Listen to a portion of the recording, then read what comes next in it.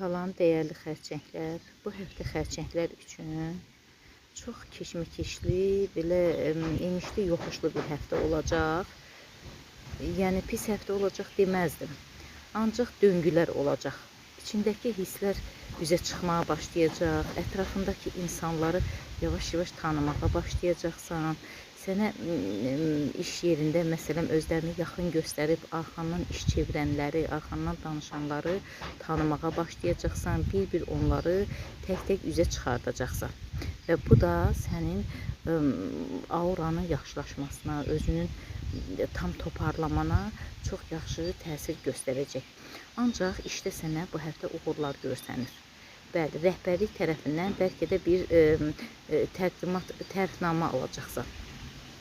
Nəysə bir sənətə imza atacaqsan. Yəni bu sənət sənin üçün uğurlu, düşərli bir, xeyirli bir sənətdir.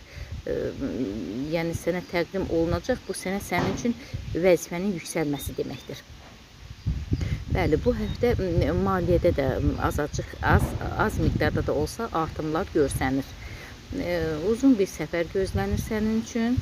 Bu səfər ailənlə birlikdə çıxacaqsan səfərə, lakin orada yeni münasibətlər, yeni qarşılaşmalar olacaq.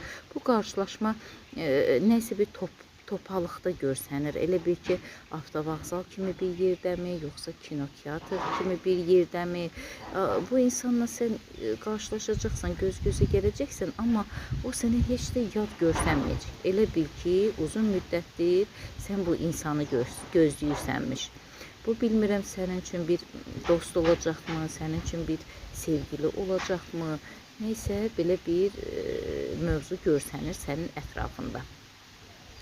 Bəli, bu ara ulduzlar sənə yaxşı bir həftə yazıb, yəni göstərir, həftə göstərir, yaxşı bir həftə göstərir. Bu həftədə sənin üçün əlverişli olan müqavilələr olacaq. Bu müqavilələrə amma çox diqqətli olmağı mən sənə tövsiyə edirəm. Ailə daxilində kiçik anlaşılmazlıqlar olacaq, söz-söhbətlər olacaq, ancaq tez keçəcək. Elə bil ki, üstündən xəfif bir bulud kimi, duman kimi keçəcək.